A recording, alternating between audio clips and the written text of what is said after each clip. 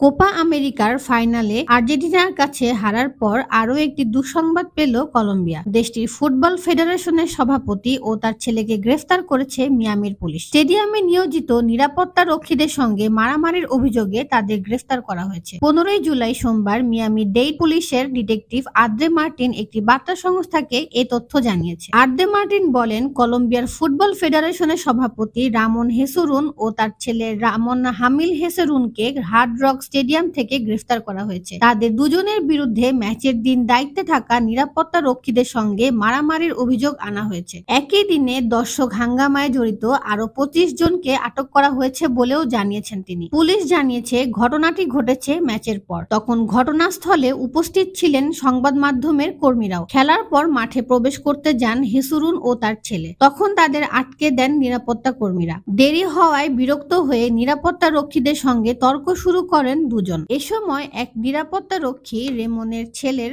বুকে হাতের তালুর মাধ্যমে ছড়িয়ে দেওয়ার চেষ্টা করেন। ব্যাপারটি তারা মেনে নিতে পারেননি। পরে রেমন নিরাপত্তা রক্ষীকে ধাক্কা মারেন। এরপর রেমনের ছেলে সেই নিরাপত্তা রক্ষীকে নিচে ফেলে ঘুষি মারেন। ওই ঘটনায় মাঝরাতে আটক করা হয় দুজনকে। আর্জেন্টিনা কলম্বিয়া ফাইনাল এমনিই ছিল ঘটনাবহুল। শুরুতেই দর্শকদের কারণে ম্যাচ শুরু হয় দেরিতে। অনেকে নিরাপত্তা বেষ্টনী টপকে স্টেডিয়ামে ঢোকার চেষ্টা করেন। পুলিশের হস্তক্ষেপে পরিস্থিতি নিয়ন্ত্রণে আসে।